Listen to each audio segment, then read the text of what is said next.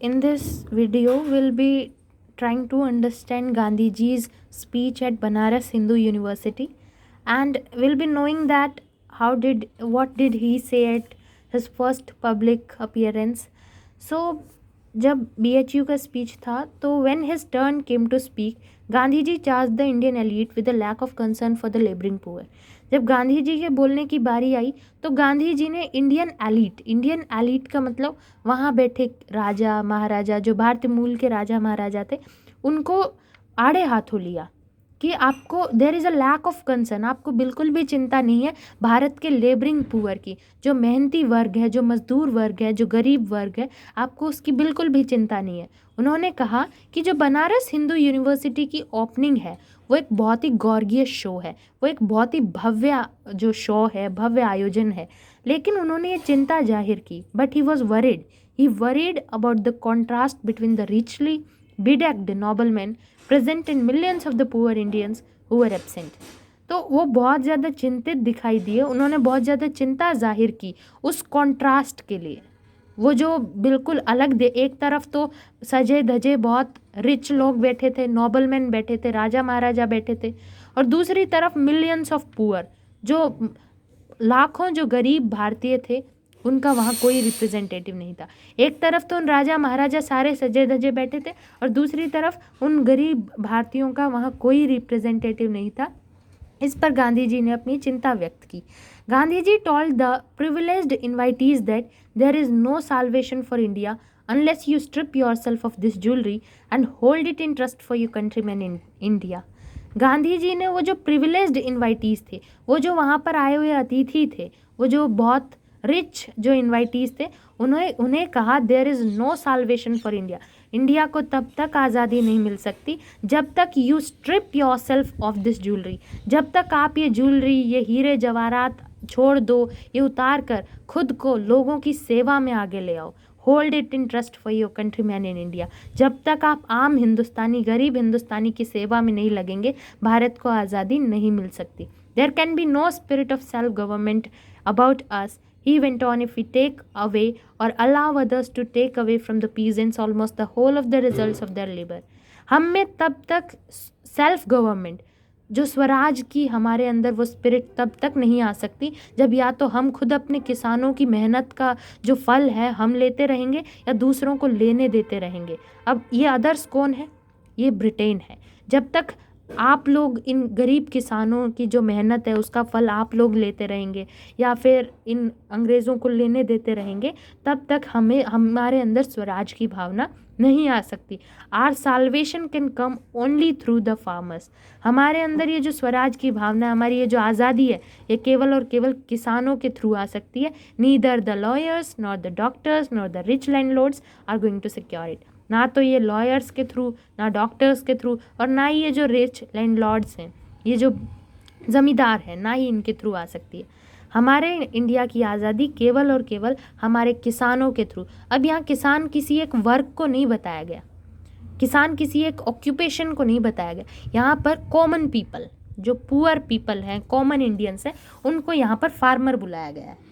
तो गांधी जी ने कहा कि जो ओपनिंग है बनारस हिंदू यूनिवर्सिटी की, it is an occasion of celebration. ठीक है, ये एक खुशियाँ मनाने का और आयोजन का एक पर्व है, लेकिन as it did the opening of a nationalist. अब क्यों है ऐसा? क्योंकि ये एक नेशनलिस्ट यूनिवर्सिटी है, sustained by Indian money and Indian initiative. Banaras Hindu university एक ऐसी यूनिवर्सिटी है जो इंडिया के लोगों ने खुद खोली है, खुद के पैसे से। ठीक है, यहाँ पर ब्रिटिश का कोई रोल नहीं है। But rather than adopt a tone of self congratulation, Gandhi ji ने कहा कि इस अवसर पर हम खुद की तारीफ़ें करने के बजाय, और वहाँ पर खड़े होकर गांधी जी ने वो जो जिन लोगों ने BHU की जो नींव रखी, उन लोगों की तारीफ़ करने के बजाय गांधी जी ने ये याद दिलाना ज़रूरी समझा कि those present of peasants and workers who constituted a majority of the Indian population yet were unrepresented in the audience. Gandhi ji ने वहाँ पर खड़े होकर BHU की सेलिब्रेशंस या उस बिल्डिंग की, उस यूनिवर्सिटी की तारीफ़ करने के बजाय लोगों का ध्यान उस ओर खींचना ज़रूरी समझा कि हमारे जो मिलियंस ऑफ पीजेंट्स और वर्कर्स हैं वो हमारी पॉपुलेशन का मेजॉरिटी है। इंडियन पॉपुलेशन की मेजॉरिटी कौन कॉन्स्टिट्यूट करता है? हमारे पीजेंट्स, हमारे वर्कर्स। लेकिन उसके बावजूद वो इस ऑडियंस में अनरिप्रेजेंटेड हैं, उसके बावजूद यहाँ पर उनको बिल्कुल भी रिप्रेजेंटेशन नहीं मिला है। तो गांधी जी का ये जो 4 फरवरी 1916 का बनारस के अंदर, बनारस हिंदू यूनिवर्सिटी की ओपनिंग सेरेमनी में जो स्पीच था, इसे 2 तरीक़ों से देखा जा सकता है। एक तरीके से this was a statement of fact, कि ये सच्चाई थी, उन्होंने जो भाषण में दिया वो सच्चाई थी। राष्ट्रवाद के नाम पर, नेशनलिज्म के नाम पर पूरी तरीके से ये एक एलीट फेनोमिना था।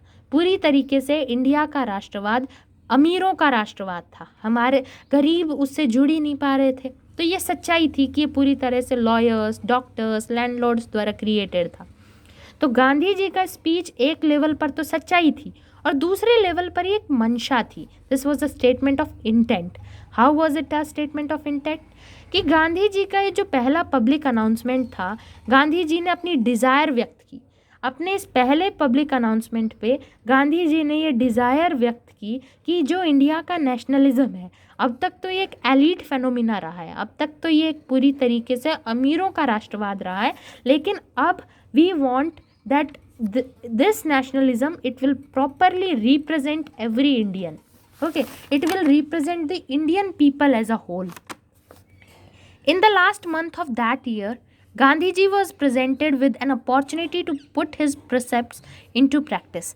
तो गांधी जी के जो विचार थे कि इंडिया का जो नेशनलिज्म है, जो नेशनल स्ट्रगल है अंग्रेज़ों के ख़िलाफ़, वो केवल अमीर लोग लीड ना करें, वो केवल ये जो राजा महाराजा हैं या फिर जो बड़े बड़े लीडर्स हैं, लॉयर्स हैं, डॉक्टर्स हैं, केवल ये लीड ना करें, ये जो आम इंडियन है वो भी इसे लीड करें।